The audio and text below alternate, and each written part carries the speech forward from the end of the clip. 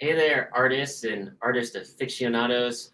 This is Daniel going live on my Friday Live, and it's a short one today.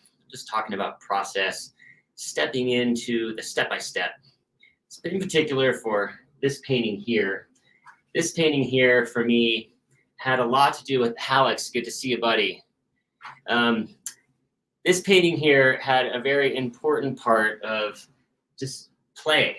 And starting with black and white, it was all about using acrylics, moving the painting, letting things just happen, being totally open to failure, being totally open to things getting messed up, and just letting things go and go and go.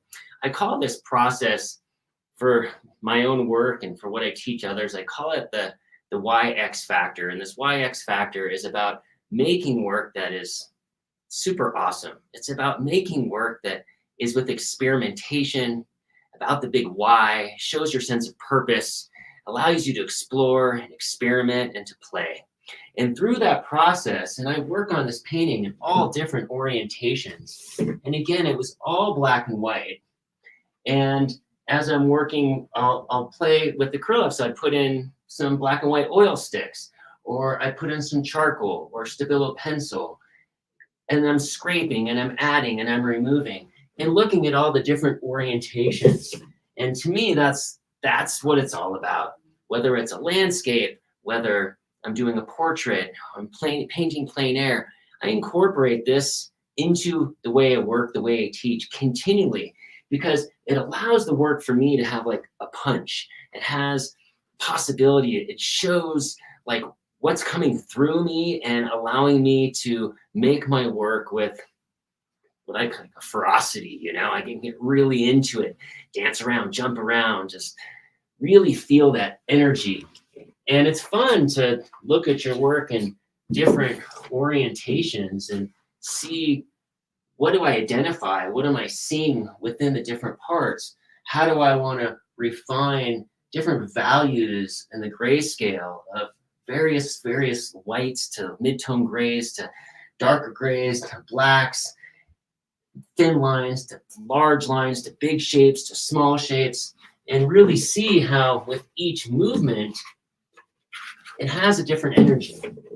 And I like kind of to see artwork like painting like it's a sculpture. I like the idea of the work itself, being able to see it in the round, being able to move the piece, be able to see. So when I look at every orientation, it has a sense. It has a life to it that I can see wherever it is, so that I can like that. If I'm working with a painting, I do the same thing. I'll make my work, check it out upside down, look at that work and see how it feels.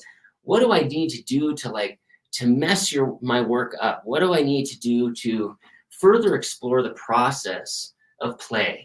And play is so important when we're children, when we're young. We love to play, and we'll just pick up markers or crayons, paint, and just make a mess. And it seems to me that we lose that as we get older, as we feel like we got to play inside the lines.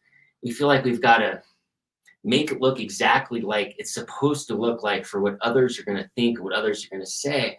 And I say that's like, we got to let that junk go. We got to like make art from our heart, make art that feels powerful, that has a sense of purpose, whether it's an abstraction or it's a landscape. It doesn't really matter. And I like this orientation here. It has a little bit of a figurative sense here, has kind of some jovial energy. I can kind of feel some light, and that to me feels good. So what I encourage you to do is do the same. However you draw, paint, sculpt, collage, live your life, live it in that sense of play, so that you can make your work with some power. You can make your work that feels like it's coming from within. And what I want to tell you about is I also have this Facebook group. It's called the Art Breakthrough Collective, and it's a safe place to show your work, to meet other artists, to have the accountability, and to get to put your work in front of others and get suggestions, get feedback.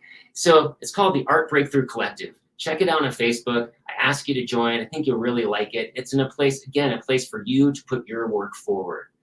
And again, making work through process, allowing your work to have power, and playing And here with a piece that was all black and white, there's that 80-20 rule, or 10% of change, to where I started to go in and add just a little bit of green and just a little bit of purple to give what I consider to have more punch and also more light and more like joy, and to let those colors pop out. Is it done?